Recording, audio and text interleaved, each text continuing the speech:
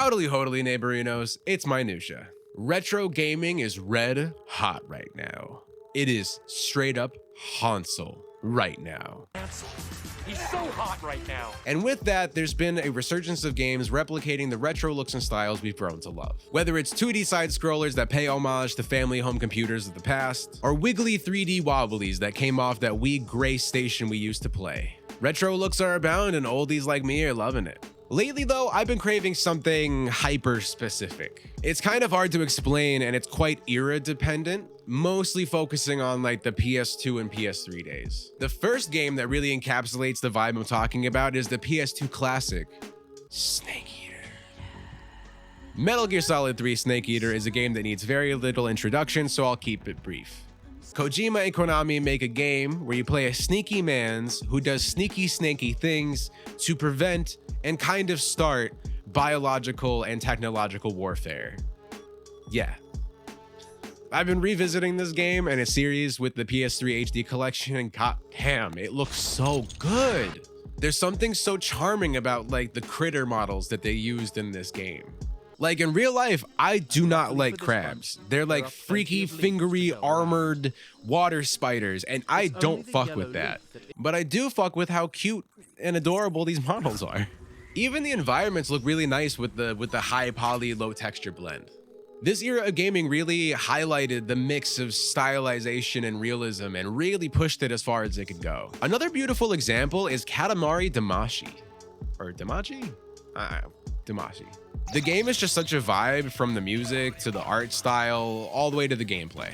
You play as a spacey child prince who rolls the core of a star around the earth, trying to build up its mass to appease the Robot King.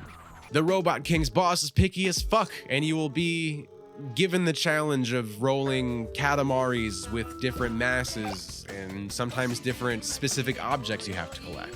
If you succeed, you get to put a bright, shiny new star in the solar system. But if you fail, you get punished with a shower of meteors. If none of that makes any sense to you, good. Most good.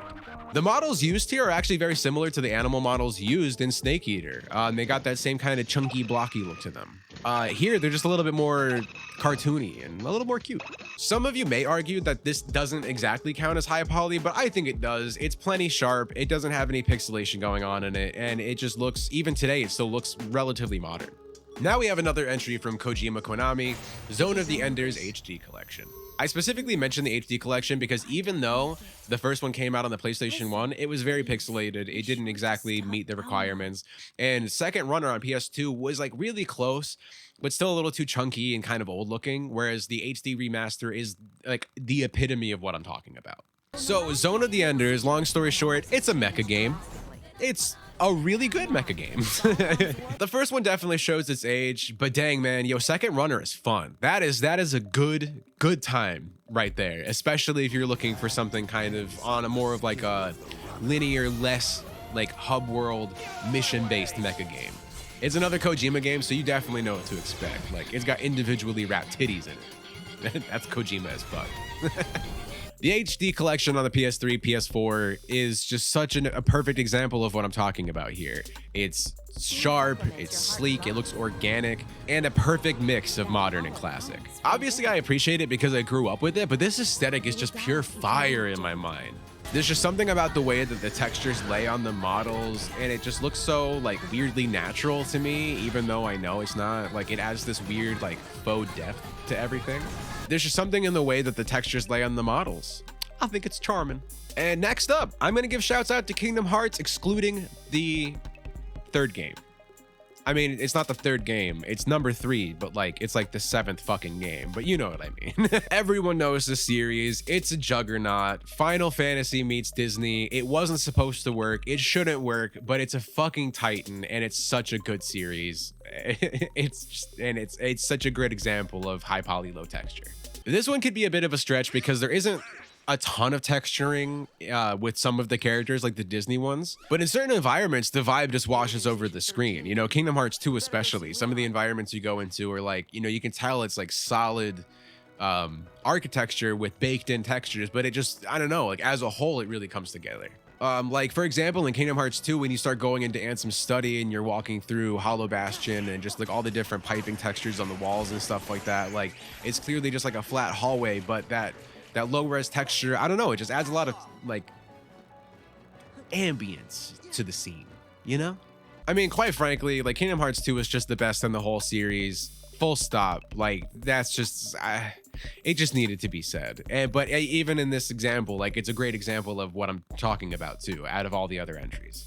The Final Fantasy characters especially portray the vibe I'm talking about. If you look at like, you know, like Cloud or Yuffie, Leon, they're high poly characters, but then like, you know, their clothing is just, you know, it all has baked in textures, but it looks nice. And it's like, it's such a uniquely Final Fantasy vibe while still kind of fitting in the high poly, low texture realm. It's uniquely Final Fantasy. My final example is going to be Genji, Dawn of the Samurai, PS2. A beautifully stylized game from defunct developer Game Republic. You play as Yoshitsune and Benki on their quest to stop the Heishi tribe, an evil mystical clan, from taking over their land. The style is very old school, fixed camera angles, simple yet elegant locale design.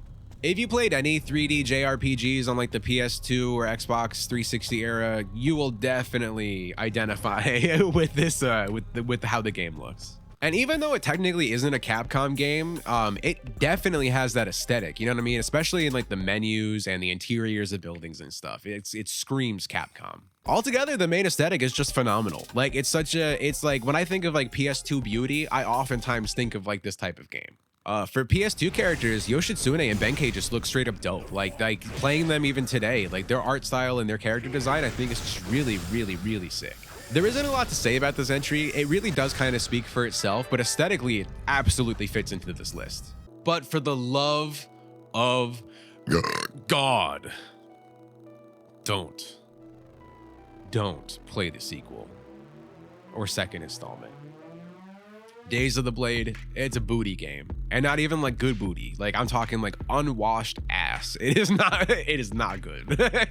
It's not bad. Okay, it's really not like that bad, but it's not good. It is not a good game for sure. So real quick before I close this out, I am gonna throw in some honorable mentions in here.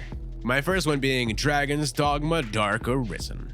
The style and the aesthetic absolutely fit to an extent, although depending on the system you play, it doesn't anymore. Like I played it on my Switch Lite, and I think it fits there, but when playing it on like, you know, like the TV or let's say like on the PlayStation, it's a little bit too high graphic quality. But I mean, depending on your preferences, you could still technically count it, I would say. Okami. Okami is such a beautiful game, but just kind of in its own nature of being a watercolor cell shaded game, there's really not a lot of texturing going on there. Like you get some brush strokes here and there, maybe like a paper overlay, but it's not like something like a cloth texture or anything like that. Everything is very painterly, so it doesn't quite count, although it is a beautifully aesthetic game. Nier, the PS360 version. It's a very great game with a very Yoko Taro story, but graphically, it just doesn't quite hit the mark. It absolutely reaches that realm of high poly, low texture, but honestly, as a game, it's just not like the best looking. Like the mainland in between, like the very specific areas, is a little lackluster. So even though it hits the mark, and it is an amazing game, and sometimes really has some stunning visuals, even on the older systems, it just didn't quite make it there. It doesn't have the beauty that the other games that I've mentioned really like capture with the aesthetic. And then basically like the whole like FPS wave of like the early to mid and even some of the late 2000s. So, you know, like Half-Life, Deus Ex, Left 4 Dead, Fallout 3, things like that, where it just basically the nature of the technical limitations at the time kind of made them go into this high poly, low texture realm to make games keep a consistent frame rate and stuff like that. But it is such a uniquely niche art style almost in a way that you really don't see emulated a lot anymore. Sometimes in like a nice horror game you'll see it, but I think it looks really nice even today. Like it's not like stunning, you know, you're not gonna blow anyone's mind, but like I don't know, it's kind of cool to see something so similar. Like I don't know, it kind of reminds me of like GoldenEye 007. Like, you know how like back at that time, if you were playing it when it was relatively new, it was such a big deal because it was such a it was like almost like a step in realism, even though by today's standards, like it's really not. If you think about it, I don't know. That whole wave definitely encapsulates the vibe that I'm talking about. So yeah, there's my foolhardy list of high poly, low texture games. I know it's kind of weird, and I know it's such a specific thing, and very few of you are probably going to be looking for anything like this, but I don't know. I think there's something really charming about it, and if you're like, you know, I grew up basically playing all of my games from 2000 and on. So like this aesthetic itself really is like nostalgic to me, whereas like, you know, PlayStation 1 graphics are nostalgic to somebody else, or like N64 graphics to somebody else. You know what I mean?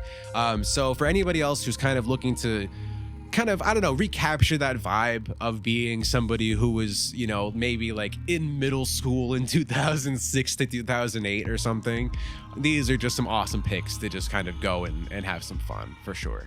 So thank you for watching. I've been Minutia, and if you liked the video, give me a thumbs up, do whatever, you know what to do. You've been YouTubing forever, I'm sure.